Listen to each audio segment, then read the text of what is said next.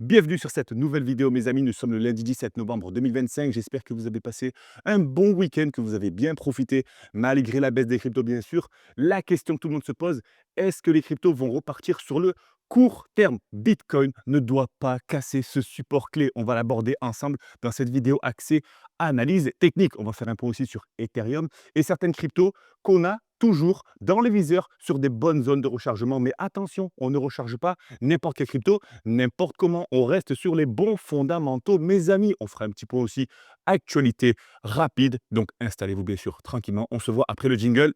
C'est parti.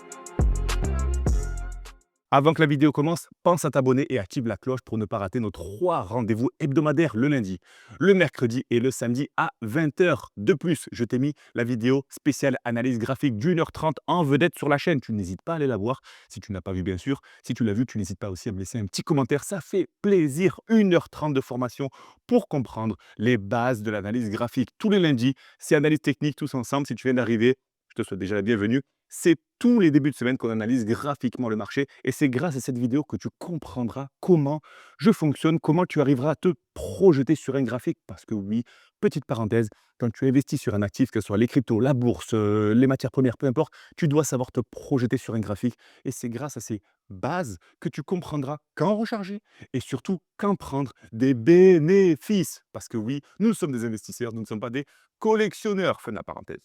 On commence très rapidement. On commence rapidement? Allez, c'est parti. Avec Bitcoin et Ethereum, je sais que tu attends ce support clé sur Bitcoin et Ethereum. 94 900 dollars pour Bitcoin. On est passé sous la barre des 100 000 dollars. Est-ce le début du bear market? Bien sûr, prends à la légère la dernière vidéo que j'ai partagée sur, l'analyse des cryptos. Bear market? Non, nous ne sommes pas actuellement bear market. Bear market, on est très loin. Il faudrait un Bitcoin qui redescende aux alentours des 50 000 dollars pour qu'on soit en bear market et des altcoins qui meurent. Parce que oui, là, on a des altcoins qui ont perdu 70-80% avec de bons fondamentaux. Alors, imaginez ce que serait un bear market. Moi, je penserais à une purge des altcoins, carrément, vraiment des projets qui mourraient parce qu'il y aurait un cruel manque de liquidité, un cruel manque d'intérêt. Forcément, ça serait la fermeture. La fermeture, rideau sur certaines cryptos. Mais pour l'instant, on reste cool, on reste flex, on reste relax et on analyse les bons fondamentaux. On continue de recharger parce que oui, vous regretterez de ne pas en avoir assez acheté quand ça repartira. On fait un point analyse Bitcoin. C'est ce support qui doit tenir. Donc, on a cassé les 100 000 dollars. Le CME était touché, donc ça, on enlève. C'est ce support, c'est cette zone des 94 254 et 20 centimes de dollars qui doit tenir la zone ultime de rechargement du retracement de Fibonacci, les 61,8, le chiffre d'or, depuis le pump du 7 avril à l'ATH. C'est la zone des 61,8% du niveau de retracement à analyser. Ce support doit tenir. Ce n'est pas un support, mais c'est une zone où les acheteurs doivent défendre cette zone. On a, attention, ne partons pas tout de suite en mode célébration, t-shirt sur la tête, torse nu dans la rue, mais on a un petit signe de retournement court terme. Court terme. Nous sommes en daily, donc une bougie égale une journée. Si nous nous mettons sur RSI, nous avons un petit signe de recharge, un petit signe de retournement. Attention, c'est à prendre à la légère, bien sûr. Le marché n'a pas encore rouvert à New York, etc. Mais vous savez que tous les signes sont bons à prendre. On a un petit W qui se forme sur RSI. On est sur une localisation, on a un petit W qui se forme sur RSI, on n'a pas encore de divergence, une mini divergence haussière, mini, hein, j'ai envie de dire mini divergence haussière, intéressant. Donc, si vous voulez parler divergence, chartiste, tout ce qui concerne l'analyse technique, la localisation, le momentum, laissez-moi un commentaire, je vous envoie directement vos accès pour rentrer en contact avec un membre de l'équipe et qui vous explique comment tout ça fonctionne. Nous sommes un organisme de formation, nous avons des membres qui ont été formés et qui partagent leurs analyses au quotidien sur Discord. Donc oui, ça, c'est toujours bon à prendre. Le petit W en formation sur une localisation, oui, en court terme, en court terme. On peut avoir un petit push en ce début de journée, début de semaine, mais, nous sommes toujours baissiers depuis la TH et ça, je continuerai de le dire, des sommets, des sommets, des sommets, donc des creux, des creux, des creux, des sommets, des sommets, des sommets. Au niveau des creux, on a un creux, 2 creux, 3 creux plus bas. Allons-nous faire un petit, push d'essoufflement, un petit essoufflement et repartir plus bas?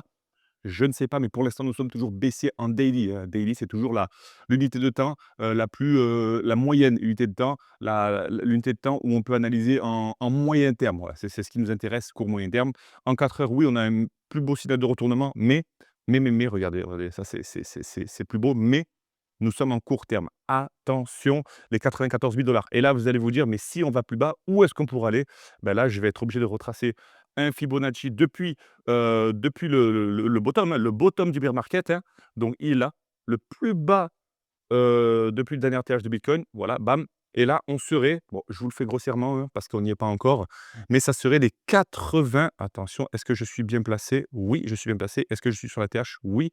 Ça serait les 83 903 $ le premier arrêt de Fibonacci, les 38,2 du retracement des 15 000 $ jusqu'à la TH sur Bitcoin. Ça serait vraiment une zone très stratégique. Donc, je vous le répète, 94 254 en moyen terme, court terme, moyen terme. Et en long terme, on serait aux 83 903 $, prochaine zone de support sur Bitcoin, ce qui nous ferait encore une baisse d'environ 11 Et là, vous allez vous dire, les gros yeux, ah, ça va, on n'est plus à ça près, 11.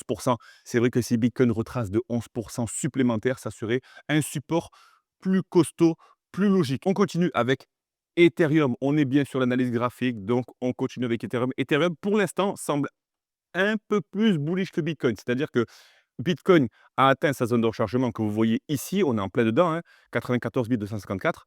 Ethereum ne l'a pas encore atteinte. C'est pour ça que je vous ai dit dans la précédente vidéo qu'Ethereum pourrait aller plus bas. Je reste dans la tendance forcément, pour aller plus bas. Mais pour l'instant, en daily, les 3 000 $ maintiennent le prix. Donc les 3 000 $, le support psychologique, hein, c'est normal. On est venu chasser un dernier plus bas. C'est une mauvaise nouvelle parce que moi, je suis toujours bullish sur le marché, vous le savez.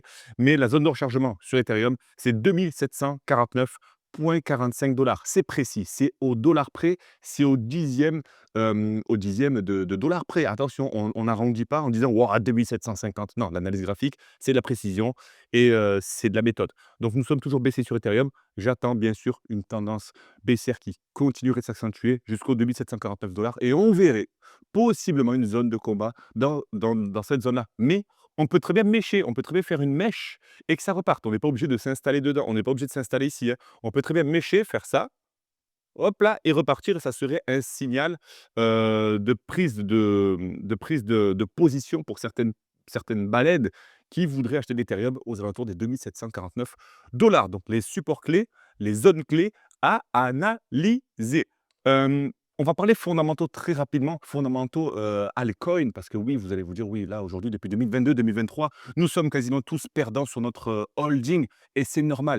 Pour ma part, heureusement que je fais du trading de futur, que je gagne de l'argent régulièrement sur le court et moyen terme avec la communauté. Je ne gagne pas seul. Je gagne avec la communauté, les personnes qui ont été formées et qui génèrent de l'argent en totale autonomie. Peu importe la tendance, qu'elle soit haussière, baissière, on part à la hausse, on part à la baisse, on part à la hausse, on part à la baisse. Sur le moyen terme, on part à la baisse parce que nous sommes baissiers, mais le jour où le marché se retombera, on repartira dans une tendance haussière. Pour nous rejoindre, tu m'envoies un message, tu me laisses un commentaire et je t'envoie directement tes accès pour venir sur Discord. C'est gratuit et ça me fait plaisir que de te faire découvrir tout ça et que tu me partages également ton expérience parce que votre expérience est bonne d'apprendre, mes amis. Je ne suis pas le seul à vous apprendre des choses. Les fondamentaux, je vous les partage très rapidement. On est sur un top 10. BNB, XRP, Solana, on est sur des bonnes zones. Je vous rappelle que Solana, je continuerai d'en acheter. J'attends ma target des 126 $, après les 95 $. Link, très bonne zone de support. Je vous le repartage aussi, puis je l'ai partagé dans la dernière vidéo aux alentours des 12 $. Très bonne zone d'achat pour Link, très bonne zone de rechargement pour Link. Hyper liquide, ça tient toujours le niveau du point de contrôle. Pareil, si vous voulez parler de point de contrôle, volume profile, vous me laissez un commentaire et je vous partagerai tout ça. Mais le point de contrôle des 37 $ semble tenir sur Hyperliquide. Qu'est-ce qu'on a? Arbitrum, ben, on continue, hein, on continue sur le désintérêt auprès des layers 2. Je vous rappelle que la TVL, c'est l'argent qui est injecté au sein des protocoles. C'est comme si Ethereum était une ville comme Paris et les protocoles, c'était comme un gymnase, un supermarché, une maison de retraite, une école. C'est l'argent qui fait vivre la ville. Voilà, j'essaie de vous le métaphorer comme je peux et Ethereum, on perd de l'intérêt. On était à 90 milliards de dollars de TVL, hein, il y a quelques jours, hein, même pas semaines et là, on est passé à 70 milliards. Il y a un désintérêt auprès des altcoins. Où je veux en venir? C'est que s'il y a un désintérêt auprès d'Ethereum, la blockchain mère, le gros vaisseau, il y aura forcément des intérêts auprès des layers 2 qui dépendent de l'écosystème Ethereum, qui dépendent de cette blockchain. Donc, est-ce qu'il y a opportunité? Oui, non, oui, non. Arbitrum, n'oublions pas qu'il y a encore des tokens à libérer. Donc, restez bien sûr mesurés sur ces layers 2, sur ces projets qui dépendent des grosses structures. Quand le marché est baissier, Restez focus sur les gros fondamentaux, les grosses structures. Je le répète, je le répète. Bitcoin en premier, Ethereum, ensuite Solana, ensuite XRP, ensuite BNB. N'allez pas directement dans le bas en vous disant: «Oh, je vais racheter la crypto qui a perdu 70%. Vous prenez un risque. Vous allez peut-être, oui, faire un très beau gain et bravo, mais vous allez prendre trop de risques. Et la stratégie gagnante en investissement, que ce soit même crypto ou n'importe quoi, c'est de prendre le moins de risques possible, d'avoir les meilleurs rendements sur le court, moyen, long terme. Mais gagner 2, 3, 4, 5, 10% sur une semaine, même un mois, c'est magnifique. Attention, parenthèse également à prendre, le marché crypto est totalement différent de ce que vous aviez peut-être connu en 2024, 2023, 2022, etc. Il est totalement différent. Je vois que uniquement maintenant, les personnes qui ont des méthodes et qui ont une formation bien adaptée sur le trading de futur gagnent de l'argent. Là, les personnes qui ont acheté les cryptos en 2022-2023 et qui regardent leur TikToker préféré en les voyant vivre leur best life à Bali, à Dubaï avec leur argent, ils se disent: «Mais il est où le problème? Ce gars, il se blinde et moi, j'ai placé mon argent sur ses conseils et je comprends pas, je gagne pas». Donc il faut que vous vous formiez davantage, s'il vous plaît. Parlons-en en commentaire, partagez-moi vos commentaires et dites-moi aujourd'hui quels sont vos problèmes, vos blocages. Je peux vous enseigner l'analyse graphique et vous projeter sur un graphique et gagner de l'argent sur le court terme, moyen terme. C'est ce qui se passe au sein du Discord. Ce sont des données, des sources vérifiables que je vous partage, hein, auprès de beaucoup de personnes qui ont été formées, qui font de l'argent sur le court terme, en totale autonomie. Parenthèse terminée, bien sûr. On continue. Donc Arbitrum, c'était la petite parenthèse. Après, on a bien sûr Uniswap, hein. Uniswap, toujours pareil, les bons fondamentaux. Il a bien sûr recorrigé. Et n'allons pas trop dans le deep. Jupiter aussi, Jupiter qui est le premier DEX sur Solana, perd beaucoup d'intérêt. Est-ce une opportunité, de continuer à accumuler du Jupiter? Oui, en plus vous pouvez les stacker, mais attention, vous n'achetez pas également du Jupiter si vous n'avez pas une bonne connaissance de l'écosystème Solana. On n'achète pas un token parce qu'on apprécie les lettres, parce qu'on apprécie le logo, parce qu'on a vu, hein, le collègue qui en parle. Non, on apprécie d'investir sur un token en fonction de l'utilité qu'il a dans l'écosystème bien défini et en fonction aussi de la comparaison qu'on fait. Le marché crypto n'est pas un marché hyper spéculatif et inutile. Ça devient un placement régulé, le marché crypto. Et on en parle. On en parle maintenant, très rapidement, parce que j'espère que ça vous plaît en tout cas. Tether, donc la société Tether, c'est celle qui détient le plus grand nombre de stablecoins, hein. C'est celle qui émet les stablecoins. Tether, c'est ici, hein, Tether, capitalisé à hauteur de 180 milliards de dollars. Ça cote 180 milliards de dollars. Tether devient l'un des plus gros détenteurs d'or au monde. Où je voulais en venir très rapidement, c'est que Tether rentre dans les institutions. C'est une société cryptographique qui est un des plus gros détenteurs d'or physique au monde et en plus de ça, un des plus gros détenteurs du bon du trésor américain, sans parler des actions boursières, etc. Ça veut bien dire que les sociétés cryptographiques sont intégrées au sein des institutions financières. Si vous avez des proches autour de vous qui vous disent: «Ouais, mais non, l'investissement crypto, c'est encore une fois de l'air, ça va s'estomper». Nous avons Tether qui est un des plus gros détenteurs d'or du monde, une société cryptographique. Ça montre bien qu'il y a de l'avancée au sein de l'adoption, tout simplement. Voilà, ça montre bien que ça pousse derrière. Le marché corrige, mais ça pousse derrière. L'adoption continue, mes amis. Ne lâchez pas, ne lâchez pas. Et en parlant de ne rien lâcher, il ne faut pas lâcher parce que madame van der Leyen, hein, qu'on apprécie, madame Lagarde aussi, l'Union européenne, elle souhaite renforcer ses contrôles sur les entreprises crypto-monnaies en centralisant la surveillance des exchanges. Dites-moi en commentaire ce que vous en pensez. Je pense, hein, ce que vous allez répondre, mais nous sommes Européens, Français, fiers de l'être. Mais, qu'est-ce qui se passe aujourd'hui au sein du gouvernement, au sein de l'Europe qui se sent menacée par rapport à l'émission, des stablecoins, à la puissance du dollar? Oui, oui, certes, on veut préserver notre patrimoine européen avec, forcément, on ne veut pas se faire, englober par la Chine et les États-Unis. Mais est-ce le meilleur moyen de se protéger?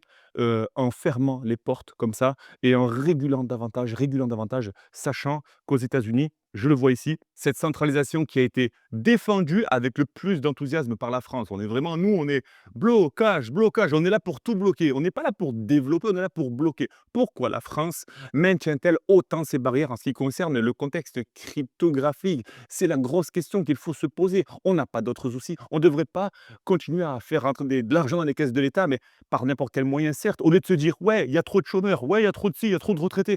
Pensez à développer davantage. L'ère du numérique arrive et c'est inévitable en tant que Français. Vous devez absolument reprendre le pouvoir sur votre vie, sur vos investissements. C'est très important. Ne dépendez plus, s'il vous plaît, d'une seule source de revenus. Diversifiez-vous. Et encore une fois, le contexte cryptographique, ça devient de plus en plus régulé, institutionnalisé. Est-ce que ça se dit? Oui, ce n'est plus: «Ah, j'achète du bitcoin pour m'amuser». Non, ça devient vraiment une réserve de valeur. Ne l'oubliez pas. Et bien sûr, en contraste, les États-Unis adoptent une approche beaucoup plus favorable et apportent régulièrement de la clarté réglementaire au secteur, comme encore récemment Paul Atkins, président de la SEC, le nouveau président de la SEC. Ça continue. Dites-moi en commentaire ce que vous en pensez, mais c'était la petite parenthèse. Est-ce que c'est le coup de gueule? Non, non, c'est pas un coup de gueule, c'est juste pour vous dire que, voilà, en tant que Français et Européens qui se respectent, on aimerait bien sûr que ça change, que ça se développe, que ça s'ouvre. Tout simplement. Pas besoin d'en dire plus, mais dites-moi-le en commentaire. On en parle avec plaisir. On a fait un point analyse graphique, pas besoin de s'étaler sur le sujet. La Bitcoin dominance continue de se stabiliser aux alentours des 60%. Je vous rappelle que la Bitcoin dominance, le Bitcoin, c'est 60 de l'écosystème crypto. Voilà, tout simplement. Si vous ne possédez pas de Bitcoin et que vous attendez une altcoin season, vous allez devoir encore être un petit peu patient. Donc, axez-vous sur le court terme. Si vous voulez générer de l'argent, ben, vous devez vous former davantage parce que oui, ça demande beaucoup, beaucoup de compétences supplémentaires. Je suis en commentaire. Partagez-moi tout ça, ça me fait plaisir. Ne vous tournez pas vers les cryptos trop exotiques, c'est pas bon. Le Fear and Greed, l'indice de peur qui est à 17, donc la peur est installée au sein du marché crypto, c'est le moment d'analyser. Mes amis, ne l'oubliez pas, c'est le moment d'apprendre, d'analyser et ensuite d'injecter, apprendre avant d'investir, s'il vous plaît. C'est le slogan, s'il vous plaît, c'est important d'y penser avant d'investir et d'apprendre après. C'est compliqué. Et l'alcoin season n'est pas pour le moment d'actualité car ben, beaucoup d'alcools ont perdu énormément d'intérêt et c'est peut-être le moment de racheter certains protocoles. Partagez-moi en commentaire votre liste de cryptos que vous avez en vision. On se voit mercredi pour l'actualité et l'adoption actualité, mais on fera un point encore une fois graphique parce que oui, quand le marché est très volatile comme ça, j'aime bien qu'on fasse un point graphique plutôt que de le faire une fois par semaine. Sur ce, passez une excellente soirée, profitez bien de votre famille, il n'y a rien de plus important. Et je le répète, on se voit mercredi pour la vidéo. À plus, ciao!